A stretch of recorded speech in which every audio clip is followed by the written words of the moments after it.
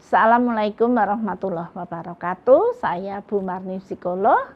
Saya dari bagian psikiatri FKKMK UGM. Ya, selamat datang para mahasiswa dari pendidikan dokter, dari program studi ilmu keperawatan, dari program gizi dan kesehatan. Kita akan berbincang-bincang tentang komunikasi peka budaya yang ini manfaatnya untuk kita semua di dalam kehidupan Anda sebagai seorang mahasiswa, seorang profesional, baik itu akan menjadi seorang dokter saat Anda koas, Anda sebagai seorang nurse profesional dan seorang ahli gizi, dan selalu memerlukan komunikasi agar maksud dari pasien atau klien kita itu kita pahami secara benar sesuai dengan apa yang diharapkan dan apa yang dimaksud oleh pembicara. Learning objektif dari asinkronus ini adalah setelah pembelajaran ini maka Anda sebagai mahasiswa diharapkan dapat memahami tentang masyarakat multikultur, ya. Kultur kita itu banyak. Jadi dari Sabang sampai Merauke, belum yang dari internasional, sehingga kita semua harus bisa memahami tentang masyarakat multikultur. Selanjutnya kita juga memahami makna identitas budaya. Ya. Jadi setelah Anda memahami tentang multikultur, maka Anda akan memahami identitas budaya yang ada di Indonesia. Memahami komunikasi dengan aspek kebudayaannya. Komunikasi kita akan lancar, akan baik apabila kita memahami juga aspek budaya dari masing-masing kita. Sebagai pendahuluan, masyarakat multikultur adalah bentuk masyarakat yang ditandai oleh keberagaman etnik, ras, budaya, dan agama. Kita semua memahami bahwa di Indonesia ini etniknya macam-macam, rasnya dari timur sampai Sumatera itu juga berbagai macam ras. Demikian juga budaya dan agama.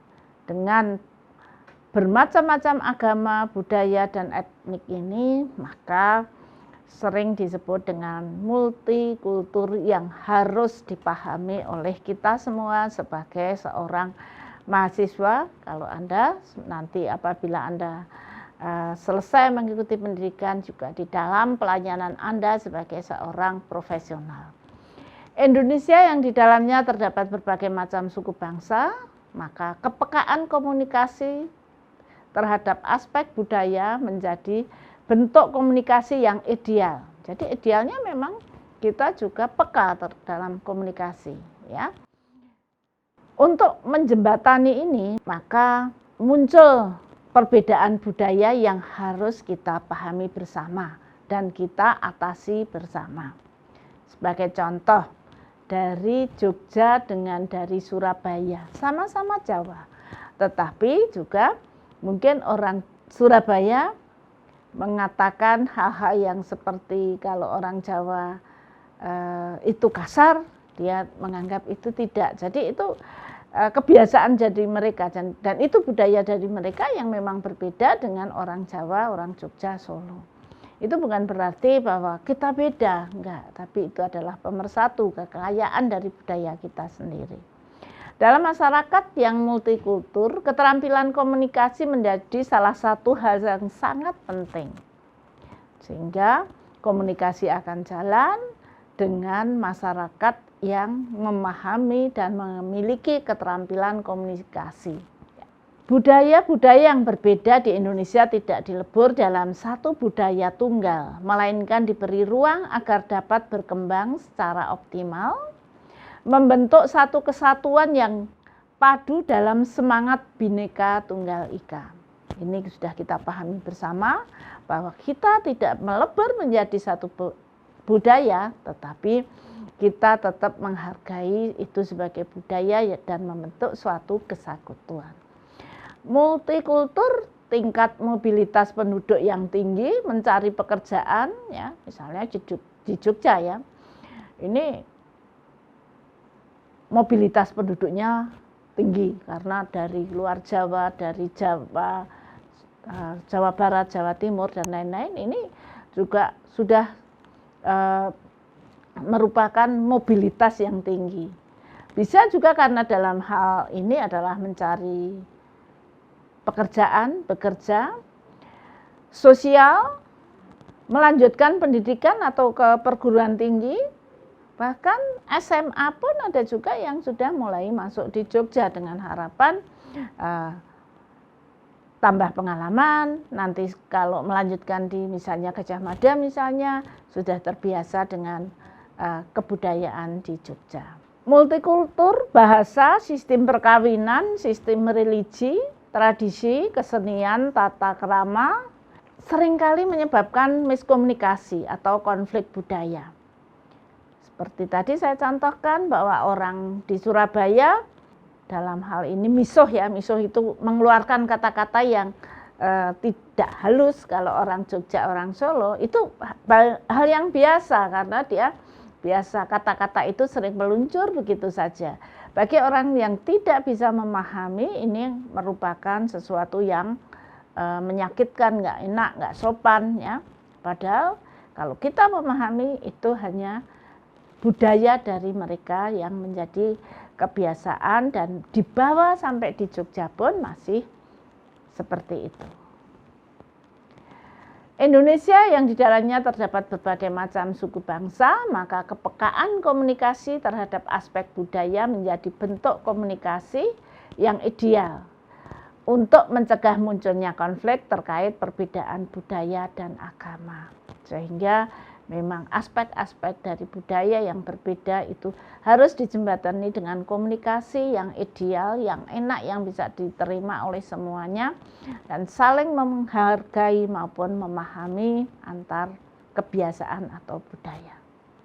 Definisi dan konteks komunikasi itu sendiri dalam bahasa Inggris disebut dengan communication, yang berasal dari bahasa Latin communication, yang berarti pemberitahuan atau pertukaran pikiran. Jadi apa yang saya pikirkan, apa yang saya ketahui, saya berikan kepada orang lain dan orang lain menjadi paham akan kemauan saya, pikiran saya, itu dengan komunikasi. Ya.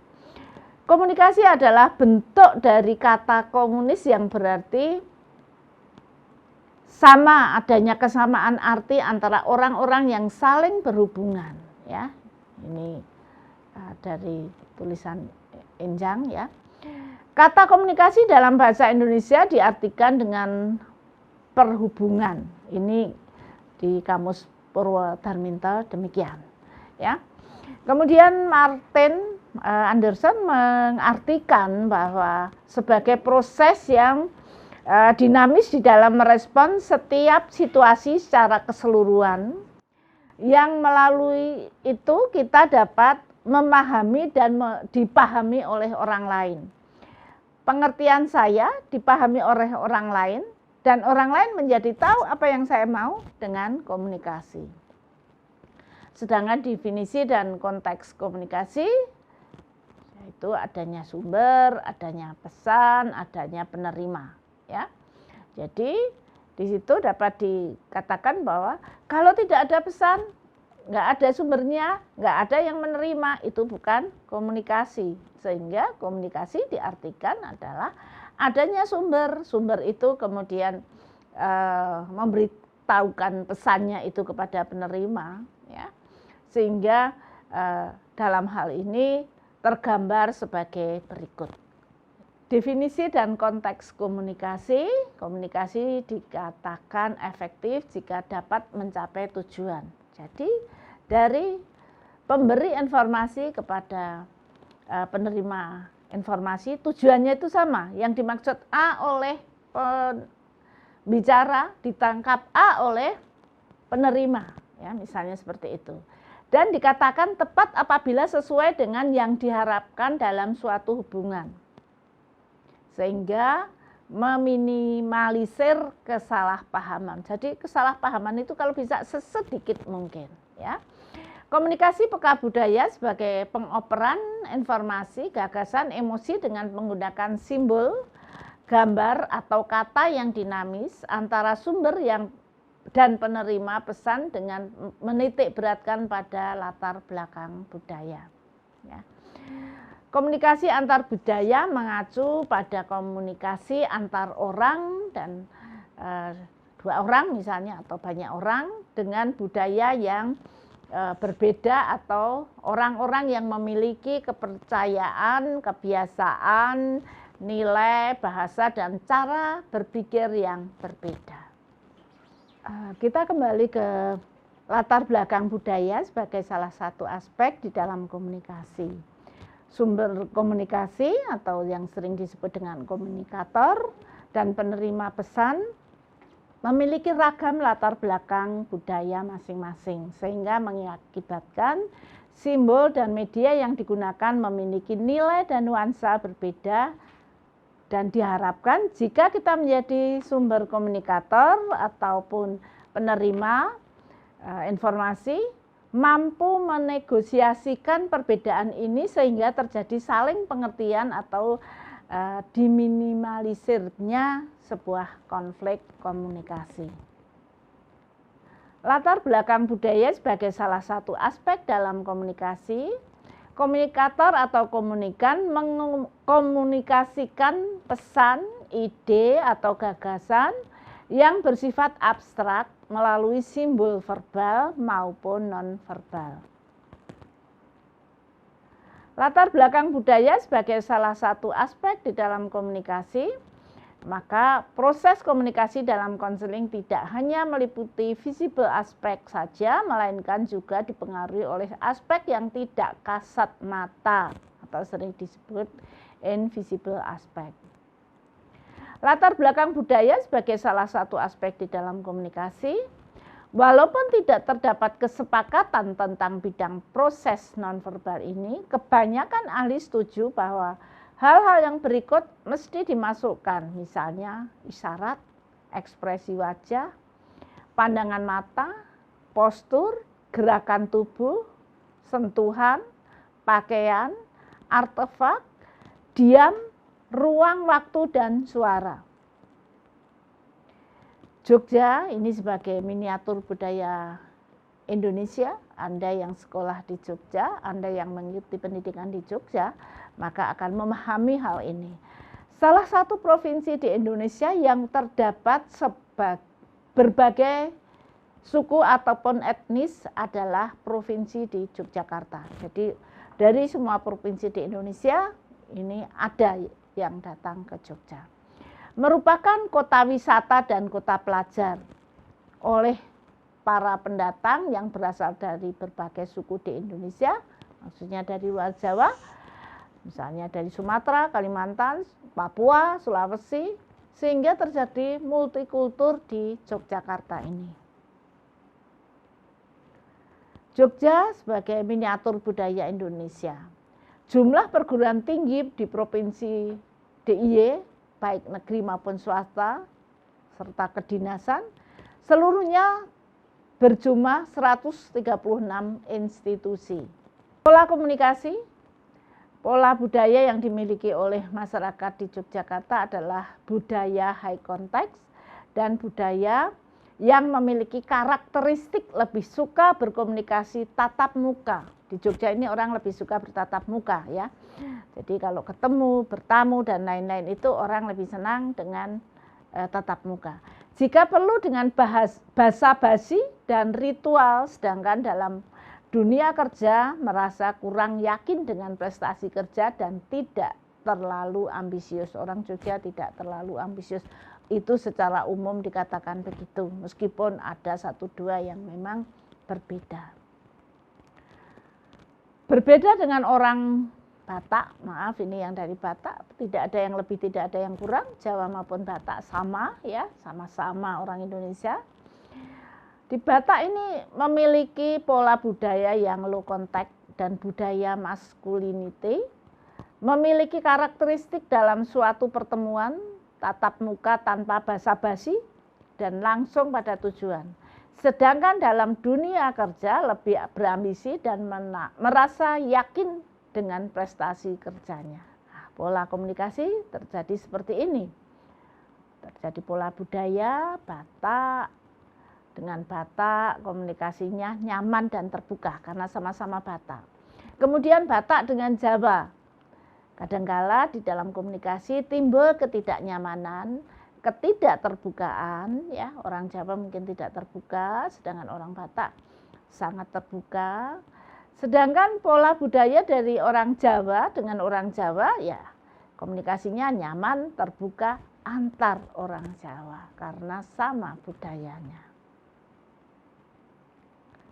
Pola komunikasi transaksional ini pola budaya, ya, Batak nyaman, ya, Batak Jawa kadang juga nyaman, kadang juga terbuka, tetapi perlu juga saling pemahaman budaya itu sendiri. Sedangkan orang Jawa dengan orang Jawa polanya sudah sama dan sangat nyaman, dan Jawa dengan Jawa lebih terbuka. Sehingga komunikasi peka budaya ini dapat berakibat pertukaran budaya itu sendiri. Jadi yang satu dengan yang lain saling menambah, mengurangi menjadi sebuah kebiasaan baru. Pola komunikasi yang dinamis, pola Batak, pola budaya Batak, pertukaran budaya Jawa, pola budaya ini perlu pengenalan budaya karena Jawa dengan Batak. Kemudian setelah ada pengenalan budaya, maka timbul penerimaan atau adaptasi budaya atau budaya baru di antara mereka. Masalah komunikasi antar budaya yang pertama adalah perbedaan bahasa menjadi kendala di dalam interaksi sosial. Pada awal-awal Anda kuliah, mungkin Anda dengan yang berbeda budaya akan terjadi kendala, tapi nanti berjalannya waktu akan berkurang. Perbedaan komunikasi nonverbal, masyarakat tertentu lumrah menunjukkan sesuatu dengan jari telunjuk. Ya, misalnya begini, ya.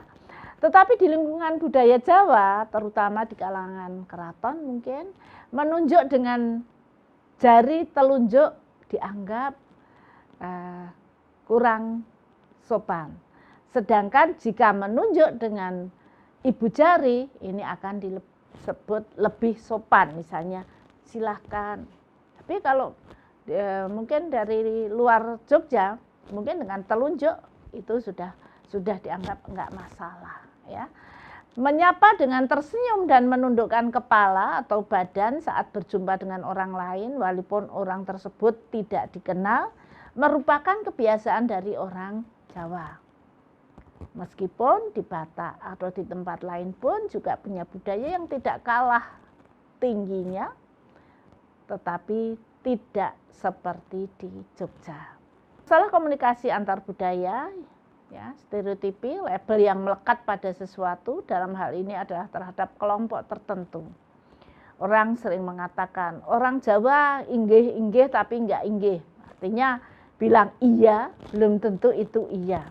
Ditawari, sudah minum, sudah, belum tentu dia tidak haus. Belum tentu dia tidak pengen minum. Masalah komunikasi antar budaya, ya.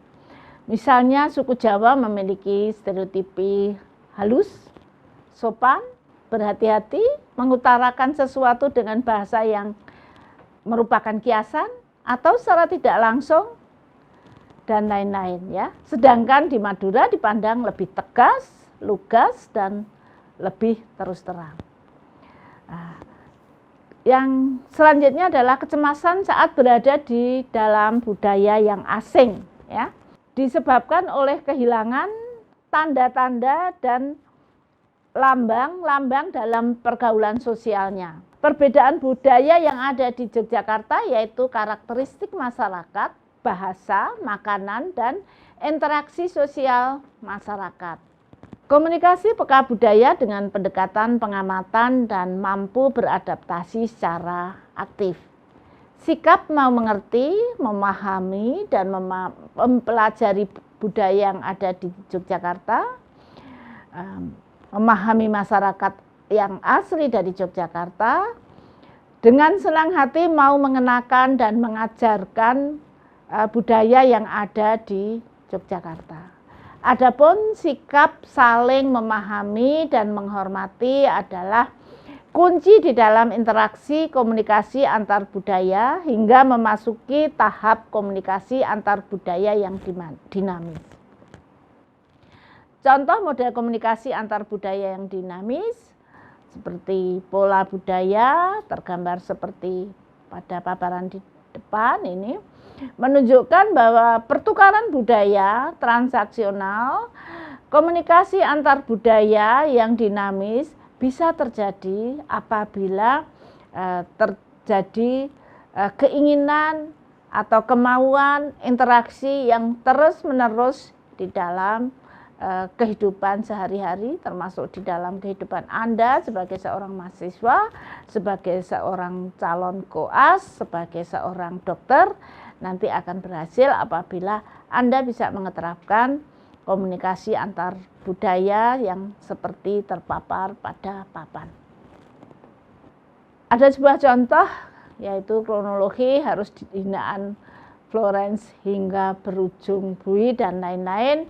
Ini merupakan suatu contoh di mana tidak memahami budaya lain, tidak menghilangkan budaya yang ada, tetapi harus menyesuaikan dengan budaya yang ada di tempat Anda tinggal, di tempat baru. Itu tidak menekan Anda, tetapi akan memperkaya kemampuan Anda sebagai seorang pelajar yang harus menyesuaikan diri dengan budaya dan cara pendidikan, cara pergaulan yang ada di Yogyakarta. Jadi saya rasa kisah nyata dari contoh yang pernah ada dan Anda mungkin waktu itu sudah mulai membaca, sudah mengenal Jogja, akan berarti bagi Anda dan tidak terulang lagi. Demikian kita berbincang-bincang tentang komunikasi, dan ini ada suatu filosofi yang ada di Jogja yang sering orang mengatakan adigang, adigung, adiguno. Artinya jaga kelakuan, jangan sombong dengan kekuatan dan kedudukan ataupun latar belakangmu. Jadi artinya karena kita itu sebagai mahasiswa, Anda sebagai seorang calon dokter, seorang calon nurse profesional, seorang calon ahli gizi, kita tidak boleh jumawa di dalam bahasa Indonesia. Itu termasuk juga bagaimana kita melayani orang, bagaimana kita berkomunikasi dengan orang lain, dan itu akan mendukung karier kita maupun profesional kita. Terima kasih, semoga bermanfaat. Assalamualaikum warahmatullahi wabarakatuh.